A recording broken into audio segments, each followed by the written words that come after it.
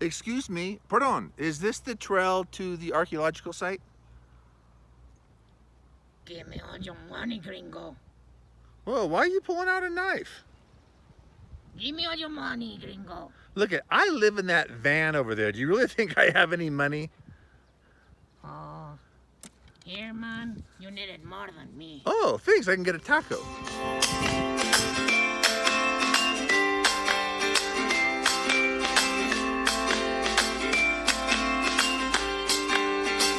How y'all doing? This is Steve, of course, here with my trusty companion Lucky, and we are in the Sierra de Lobos mountains. We are going to an archaeological site today, and it is closed. It's Monday, so foolish me. So I'm just doing some hiking out here in the mountains and thought I would share a video with you today. And that video is highly, highly, highly important because it's going to be the 5 things that people consistently misunderstand about Mexico, about even the Mexican people. So we're going to get into some social issues, and hopefully this will really clear some things up. And of course, this is just my opinion. So with that, let's hit the trail and start walking, and we'll chat along the way. It is absolutely beautiful out here. So as I mentioned, 5 things we're going to talk about as far as things that maybe people misunderstand about Mexico, or things that maybe you see reported in the United States on the news, or that type of a thing. So the first one really we'll talk about is safety. Let's even talk about the drug cartels a little bit, because that's obviously a major factor for a lot of people in traveling to Mexico. So I have lived in Mexico now for about 10 years, I guess, and I've probably been over 75% of the actual country. And here's what I've learned: that when you do not mess with people, they do not mess with you. I've never had an issue. And I've talked to people that are in the cartel. I've known people in the cartel, in various cartels. And again, if you're not trying to buy drugs at 2 o'clock in the morning in a crack house, then I personally do not believe you have anything to worry about. Now, let me say this. I wouldn't go into Compton at 2 a.m. and buy drugs in the crack house. And so I think when you see Americans having issues in Mexico, as far as my personal experience with them, from what I understand and know, is that most of them were really kind of getting into some stuff they really shouldn't be getting into. So when you get into, trying to buy women, trying to buy drugs, all those types of issues, that's when you really do have problems. Now, let me say this though, from a safety standpoint. I feel completely safe going anywhere in Mexico. I travel all over the place. I live in my van, all that kind of good stuff. But I'll say this: if I'm traveling long distance, I'm off the road by nightfall. Now, it's really 2 reasons. One is, if you are going to get carjacked, it's going to happen in the middle of the night. But the second reason is, in Mexico, there's a lot of ranches that do not have fences. And so you get like cows, horses, goats, donkeys out in the middle of the road. And so from a safety standpoint all the way around, I don't think it's a good idea to drive long haul at nighttime. But obviously, if I'm staying like in a city, I'm going to go out for the evening, then really no issue at all. So again, it's like anything. It's just use common sense. If you look at statistics, let me even say this, here's how I would differ Mexico from, let's say, the US, is when there's a violent crime in Mexico, there's, 10 people hanging from a overpass, and this is a brutal thing that makes all kinds of national or international news. And then everybody says how dangerous Mexico is. But I'll tell you what, you go to any inner city in the United States and there's drive-by shootings on a daily basis. It's just a norm.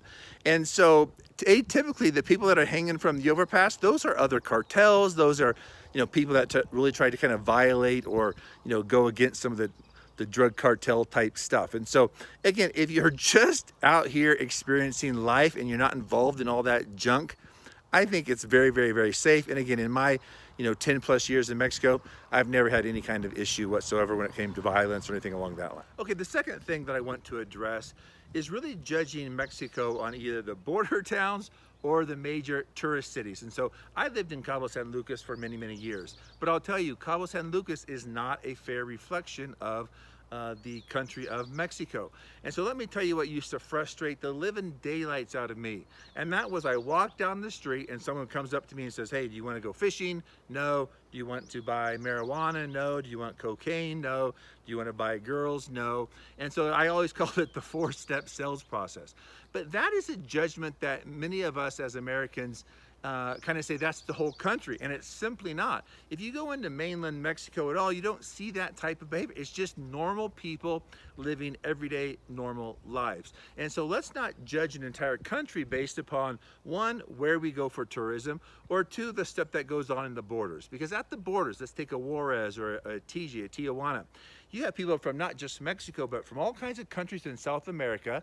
These are typically the people that aren't making it in their own country, and so now they all kind of migrate where they're starving, all kinds of petty crime, anything to get across the border and get that opportunity. So those are not reflections of what Mexico is really like, and so we need to quit judging the entire country based upon these few cities. Okay, before I actually get into number 3, I want to combine number 1 and number 2, the cartels, the safety, along with maybe some of the border towns, some of the tourist areas, and that is the prostitution issue. And I even go a step further than just prostitution. I want to share something that I actually saw yesterday that is a big problem in Mexico.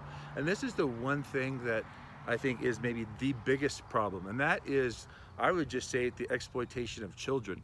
And so I was in a major city yesterday in an area that's kind of known for this, but you get kids that are, 5, 6, 7, up to 10, 11, 12 years old that are high as a kite, being given drugs by their own parents, and then they're out there selling and trying to make money. And there was a little girl who came up to my van, and she was probably 10, 11 years old, and you could tell completely, totally high. You could see all her sniffing gear kind of sitting on the side of the road there. And it really breaks your heart. And obviously, I guess the resources are not in place for some of those, like what we would consider child protective services, or the police really aren't very active in that. And I don't obviously know all the details. But let me say this about that, is that is not something that I want to sit back as an American and then judge the entire country of Mexico on. Here's why.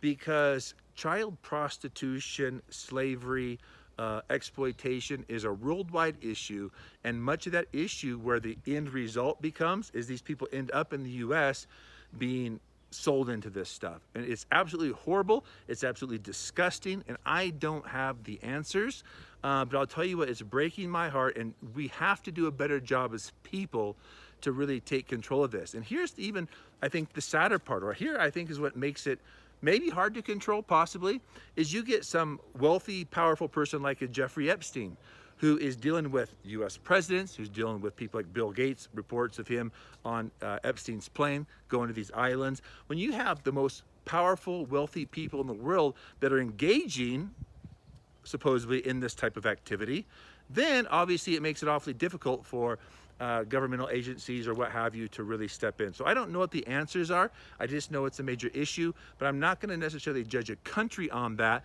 That is, though, a major issue here in Mexico. Here is the number 3. Do not drink the water. You know what that leads to. So here's the deal. Even though I would highly recommend not drinking the water, get that bottled water, which I would anywhere in the world these days, but is Mexico's dirty, or the food is somehow dirty? So let me share something about this. First of all, many of the vegetables and stuff that you get in supermarkets in the United States are things that are actually grown in Mexico.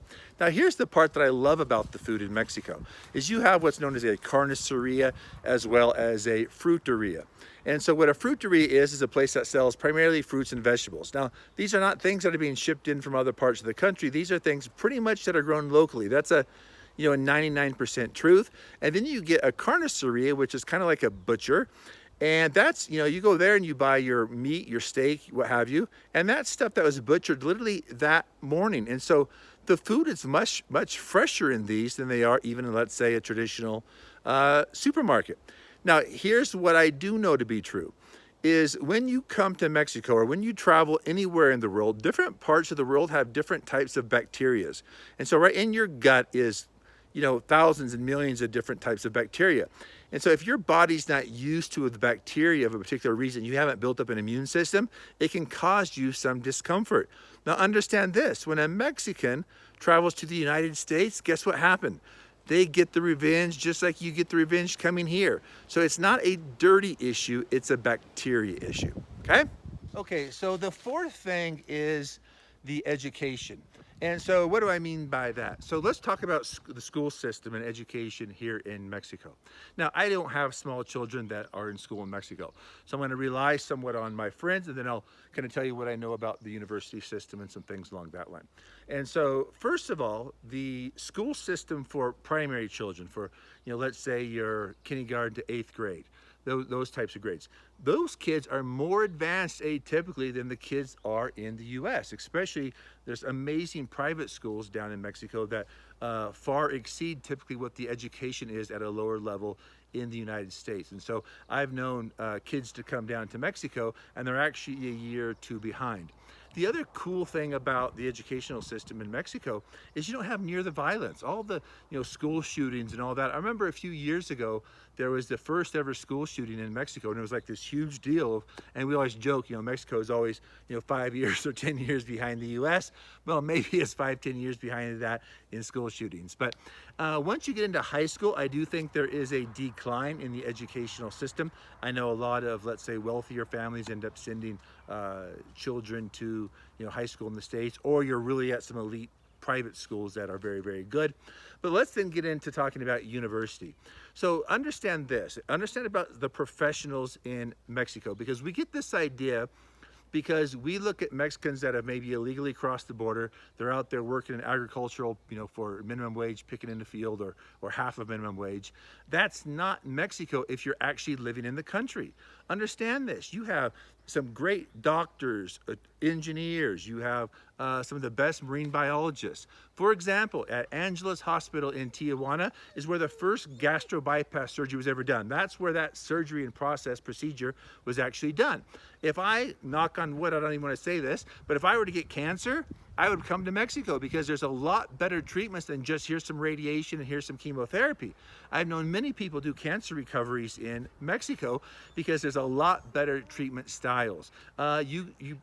Mexico's producing some of the top dentists. A lot of the cosmetic surgeons are coming out of Mexico.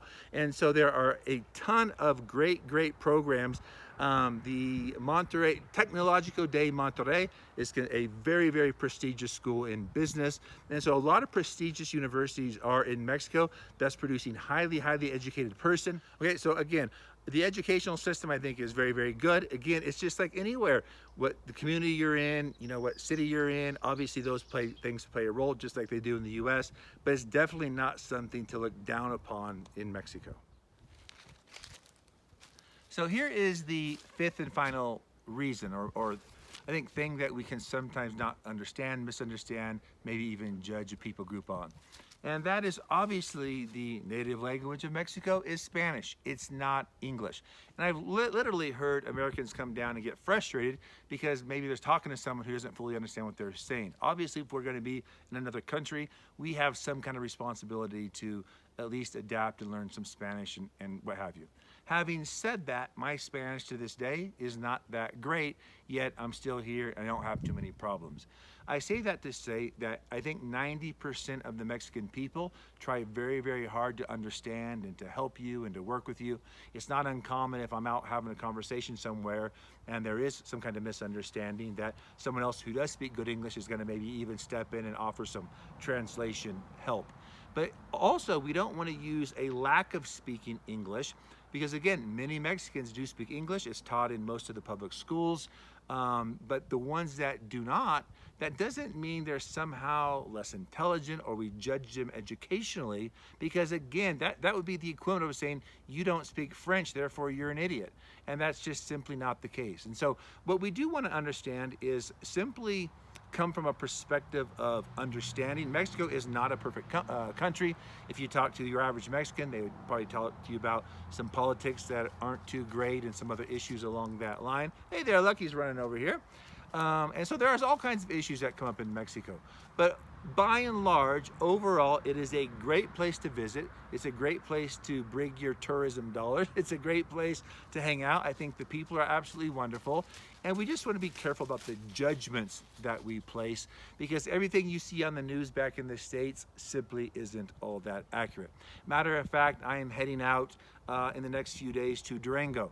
Durango is a state where you don't get a lot of international tourism. It's an area where if you look at the travel media right now, they would tell you do not go to Durango, it's too dangerous. And I'm going into Durango. I'll be doing some videos from there, and I'll show you it's not going to be that big of a deal at all. And so with that, guys, have a great day. If you enjoyed this video, please smash that like button. If you're new here, please subscribe, and make sure you turn on the notifications. Hit that bell icon so you see when new content comes out. And with that, I want to thank you all and appreciate each and every one of you for your support and really allowing me to come into your home and hang out with you for these few minutes. With that, God bless, peace out, namaste. Hello, lucky girl. Hello, lucky girl.